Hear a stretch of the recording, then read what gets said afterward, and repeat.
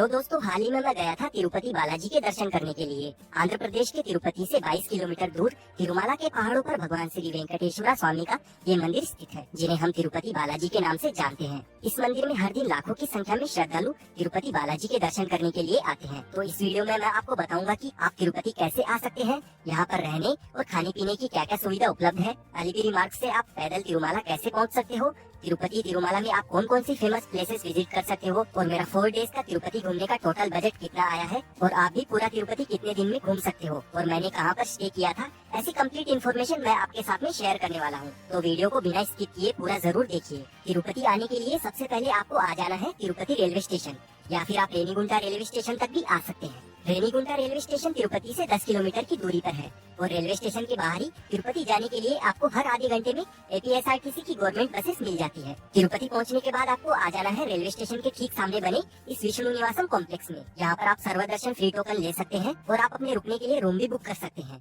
तिरुपति बालाजी के दर्शन करने से पहले ऐसी मान्यता है कि आपको पहले पद्मावती अम्मावारी टेम्पल में दर्शन करना जरूरी होता है, बाद में आप ऊपर तिरुपति बालाजी के दर्शन करने जा सकते हैं। इसीलिए सबसे पहले मैं आ चुका हूँ पद्मावती अम्मावारी मंदिर में। तिरुपति बालाजी की 2 पत्नियां थी, उन्हीं में से एक पद्मावती देवी है, और इस मंदिर में काफी ज्यादा भीड़ रहती है, तो भीड़ से बचने के लिए आप 50 रुपए में स्पेशल एंट्री दर्शन भी कर सकते हैं। इसमें आपको जल्दी दर्शन मिल जाते हैं। बाकी फ्री दर्शन करने में हमको पूरे 1.5 घंटे का टाइम लग गया था। दर्शन हो जाने के बाद आप यहाँ पर बने लड्डू काउंटर से 25 रुपए में शुद्ध देसी घी से बने स्वादिष्ट लड्डू भी खरीद सकते हैं। मैंने अपने घर के लिए यहाँ से 4 लड्डू लिए थे। तिरुपति रेलवे स्टेशन के बाहर ही आपको तिरुमाला जाने के लिए एपीएसआरटीसी की एसी और नॉन एसी बसेस मिल जाती है। एसी बस के चार्जेस 110 रुपए और नॉन एसी बस के चार्जेस 90 रुपए होते हैं। घाट रोड से होते हुए बस आपको 1.5 घंटे में तिरुमाला पहुंचा देती है। दोस्तों, इस बार भी मैंने अलिपिरी मार्ग से पैदल जाने का प्लान बनाया था, तो मैं सुबह जल्दी ही पहुंच गया तिरुपति सिटी से अलिपिरी गेट पर। अगर आपकी कोई मनोकामना पूरी हो जाती है तब आप चाहो तो अलिपिरी मार्ग से पैदल आ सकते हैं। अगर आपके पास में लगेज रहता है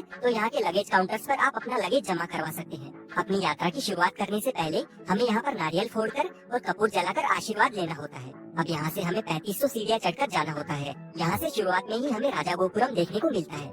कई वक्त हर सीढ़ी को हल्दी और कुमकुम लगाते हैं और फिर कपूर जलाकर आगे बढ़ते हैं। आगे चलते चलते आधे घंटे बाद आ जाता है गली गोपुरम। ये गोपुरम इतना भव्य है कि आपका मन मोह लेगा। यहाँ पर काफी सारे रेस्टोरेंट्स बने हुए हैं, तो आप यहाँ पर नाश्ता पानी भी कर सकते हैं। पूरा तिरुपति शेषाचलम के जंगलों से घिरा होने के कारण रास्ते में आपको कई जंगली जानवर भी देखने को मिलेंगे।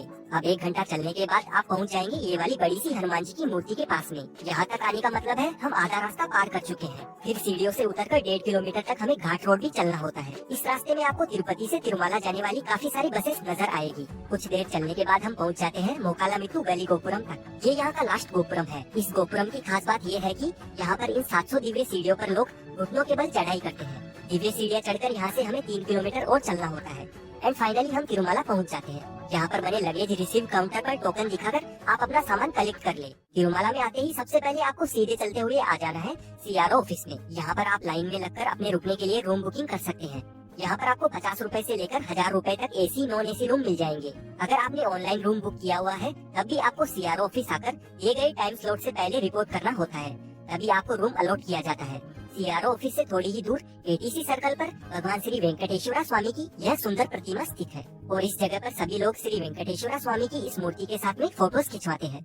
तिरुपति बालाजी के दर्शन करने से पहले मंदिर के पास में बने हुए इस स्वामी पुष्करणी में सभी भक्त स्नान करते हैं। उसके बाद श्री वारा स्वामी जी के दर्शन करना भी जरूरी होता है, क्योंकि जब श्री वेंकटेश्वर स्वामी यहाँ पर रहने के लिए आए थे तो उन्होंने सबसे पहले वारा स्वामी जी से परमिशन मांगी थी। बालाजी मंदिर के अंदर बालाजी की जो मूर्ति है वो किसी ने भी नहीं बनाई है। जब माता लक्ष्मी ने बालाजी को देख लिया था तब यहाँ पर वे स्वयं मूर्ति बन गए थे, इसीलिए मूर्ति पर जो बाल है वो रियल है। त्योहार या छुट्टियों के समय जब आप मंदिर में दर्शन करने जाते हो तो आपको दर्शन करने में करीब 10 से 12 घंटे का समय लग जाता है। वहीं अगर आपके पास में 300 रुपए वाली स्पेशल एंट्री दर्शन टिकट है तो सिर्फ 5 से 6 घंटे में दर्शन हो जाते हैं। दर्शन करने से करीब 2 महीने पहले ही मैंने ऑनलाइन स्पेशल एंट्री दर्शन टिकट बुक करवा लिया था, और मुझको दर्शन करने में इस बार पूरे 6 घंटे का टाइम लगा था। तो मेरा कहने का मतलब ये है कि पिछली बारी हमको बिना एससीडी टिकट के मात्र 3 घंटे लगे थे, और इस बार स्पेशल एंट्री दर्शन टिकट होने के बावजूद भी 6 घंटे लगे। तो ये टाइम आप अपने लिए एक्यूरेट मान के मत चलिएगा, शायद आपको इसमें कम टाइम लगे या हो सकता है ज्यादा टाइम भी लग सकता है। दर्शन हो जाने के बाद भक्तों को प्रसाद के रूप में स्वादिष्ट लड्डू दिए जाते हैं। साथ ही मंदिर परिसर में आने वाले सभी भक्तों के लिए ट्रस्ट की ओर से निःशुल्क अन्न प्रसादम बनाया गया है। यहाँ पर आपको केले के पत्तों पर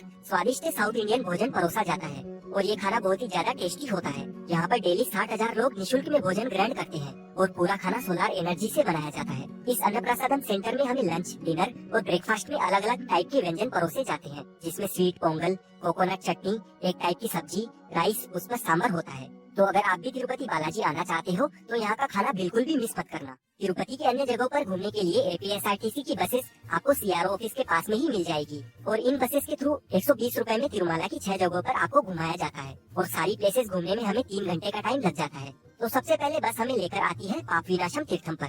माना जाता है कि यहाँ पर जो पानी बहता है वो भगवान विष्णु के चरणों से आता है और इस जगह पर जो स्नान कर लेता है उसके पापों का नाश हो जाता है। तिरुमाला से पापविनाशम तीर्थम 5 किलोमीटर की दूरी पर है। पापविनाशम तीर्थम में दर्शन हो जाने के बाद बस आपको आकाशगंगा लेकर आती है। इसी जगह से श्री वेंकटेश्वर स्वामी का जलाभिषेक करने के लिए हर दिन पानी लेकर जाया जाता है। इस जगह पर नंबी नामक आचार्य रहा करते थे और वो बहुत ही दूर से बालाजी का अभिषेक करने के लिए पानी लाया करते थे। पर एक दिन बालाजी ने बालक रूप लेकर आचार्य से पानी मांगा, लेकिन आचार्य जी ने उस बालक से कहा कि ये पानी मैं बहुत दूर से लाया हूँ, आपको नहीं दे सकता। तब बालाजी ने तीर चलाकर इस जगह से पानी निकाला और आचार्य जी से कहा कि आप यहाँ का पानी श्री वेंकटेश्वर स्वामी का जलाभिषेक करने के लिए ले जा सकते हैं। यहाँ का जो पानी है वो काफी पवित्र माना जाता है, इसीलिए आप भी अपने घर के लिए यहाँ का पानी लेकर जा सकते हैं। अभी हम आ चुके हैं जापाली हनुमान टेम्पल में।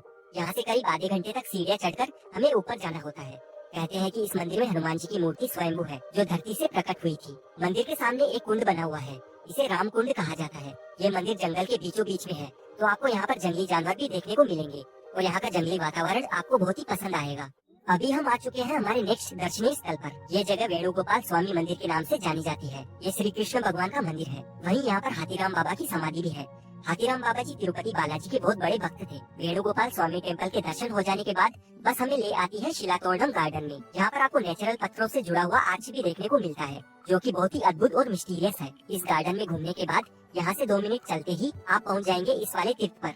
इसी जगह पर भगवान विष्णु जी का सुदर्शन चक्र गिरा था और उस कारण यहाँ पर तीर्थ उत्पन्न हुआ था, इसीलिए इस जगह को चक्र तीर्थम कहा जाता है। और यहाँ से 2 मिनट की दूरी पर एक और प्राचीन मंदिर बना हुआ है। तिरुमाला की ऑलमोस्ट सभी प्लेसेस के दर्शन हो जाने के बाद अब हम घूमेंगे तिरुपति में। सबसे पहले हम आ जाएंगे कपिला तीर्थम पर। कपिला तीर्थम भगवान शिव जी को समर्पित है और इस जगह पर ऋषि कपिल मुनि ने शिवलिंग की स्थापना की थी। यहाँ पर शेषाचलम की पहाड़ियों से बहते हुए बहुत ही प्यारा सा झरना बहता है। मंदिर में आपको शिव जी और कपिला ऋषि के साथ साथ कई अन्य देवी देवताओं के भी दर्शन होते हैं। कपिला तीर्थम तिरुपति रेलवे स्टेशन से 4 किलोमीटर की दूरी पर स्थित है। कपिला तीर्थम में दर्शन करने के बाद अभी हम आ चुके हैं श्री गोविंद राजा स्वामी वारी टेम्पल में। यह मंदिर तिरुपति रेलवे स्टेशन से मात्र 3 मिनट के वॉकिंग डिस्टेंस पर मौजूद है और यह मंदिर तिरुपति का सबसे पुराना, सबसे बड़ा और सबसे पहला बना हुआ मंदिर है। इस मंदिर के बनने के बाद ही तिरुपति शहर को बसाया गया था और ये मंदिर विष्णु भगवान को समर्पित है। इस मंदिर में प्रवेश करने के लिए वैसे तो मुख्य 3 द्वार बने हुए हैं, पर आप जब सामने से आओगे तो आपको मंदिर का भव्य गोपुरम देखने को मिलेगा। यहाँ पर भी काफी ज्यादा भीड़ रहती है, तो आपको मंदिर में दर्शन करने में 1 से 1.5 घंटे का टाइम लग जाता है। अभी हम आ गए हैं श्री वकुला माता टेम्पल में। वकुल देवी श्री वेंकटेश्वर स्वामी की पालक माँ थी। द्वापर युग में श्री कृष्ण जी की पालक माँ यशोदा जी श्री कृष्ण जी की शादी में सम्मिलित नहीं हो पाई थी, इसीलिए भगवान श्री कृष्ण ने उनको कहा था कि कलयुग में आपको मेरा विवाह देखने का अवसर मिलेगा। फिर माँ यशोदा का कलयुग में फिर से वकुल देवी के रूप में जन्म हुआ था। उन्हीं को समर्पित ये मंदिर बना हुआ है और ये मंदिर तिरुपति से 8 किलोमीटर दूर पेरूरू गाँव में स्थित है, तो यहाँ पर भी आप जरूर आना। अभी हम आ चुके हैं श्री वेंकटेश्वरा जूलॉजिकल पार्क में। ये पार्क तिरुपति से 8 किलोमीटर की दूरी पर लोकेटेड है और इस पार्क में घूमने के लिए 70 रुपए की एंट्री टिकट लेनी होती है। ये पार्क एशिया का सबसे बड़ा जूलॉजिकल पार्क है, जो कि 22 स्क्वायर किलोमीटर में फैला हुआ है और पार्क काफी बड़ा होने के कारण